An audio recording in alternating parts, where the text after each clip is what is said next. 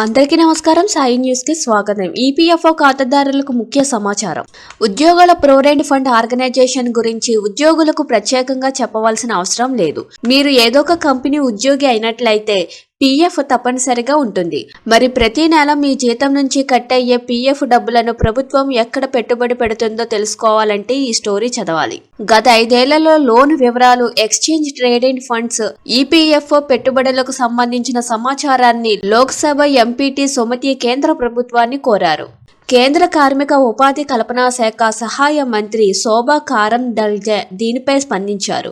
EPFO పెట్టుబడులు ఆర్థిక మంత్రిత్వ శాఖ నిర్దేశించిన పెట్టుబడి సరళి, సెంట్రల్ బోర్డ్ ఆఫ్ ట్రస్టీస్ జారీ చేసిన మార్గదర్శకాల ప్రకారం ఉంటాయని తెలిపారు. ఈపీఎఫ్ఓ ఎక్స్చేంజ్ ట్రేడెడ్ ఫండ్స్ ద్వారా స్టాక్ మార్కెట్లో నిరంతరం ఇన్వెస్ట్ చేస్తుంది. భారత ప్రభుత్వంలోని పలు కార్పొరేట్ సంస్థల్లో వాటాల ఉపసంహరణ కోసం ప్రత్యేకంగా రూపొందించిన ఈటీఎఫ్లలో ఈపీఎఫ్ఓ ఎప్పటికప్పుడు నిధులను కూడా కేటాయిస్తుంది. డెట్ సెక్యూరిటీలు, టీఎఫ్లలో పెట్టుబడి ఈపీఎఫ్ఓ ప్రభుత్వం సూచించిన పెట్టుబడి విధానాన్ని అనుసరిస్తుంది.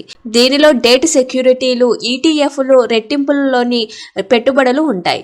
2015 మార్చి 31న జరిగిన 207వ సిబిటి సమావేశంలో ఈటీఎఫ్లో పెట్టుబడులు పెట్టాలని నిర్ణయించారు. మొదటి ఇన్వెస్ట్ ఆగస్టు 2015లో చేశారు. ఈపీఎఫ్లో పర్సనల్ స్టాక్స్లో పెట్టుబడి పెట్టదు. మార్చి 31, 2024 నాటికి ఈపీఎఫ్ఓ మొత్తం 24,075 లక్షల కోట్ల కార్పస్ను నిర్వహిస్తుంది. వీటిలో 22,40,922.30 కోట్లు రుణ సాధనాలలో కేటాయించారు.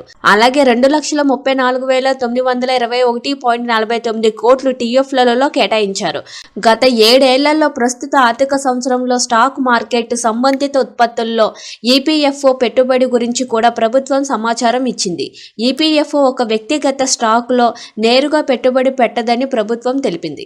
ఈటీఎఫ్ల అంటే ఎక్స్చేంజ్ ట్రేడెడ్ ఫండ్స్ ద్వారా షేర్ మార్కెట్లో ఇన్వెస్ట్ చేస్తారు. ఈటీఎఫ్ ద్వారా షేర్ల సెట్లోని పెట్టుబడి పెడుతుంది. ఏళ్లుగా టీఎఫ్లుగా పెట్టుబడిదారులకు భారీ మొత్తంలో డబ్బులు సంపాదించాయి. షేర్ల మాదిరిగానే టీఎఫ్లు స్టాక్ ఎక్స్చేంజ్ల్లో కొనుగోలు చేసి విక్రయిస్తారు.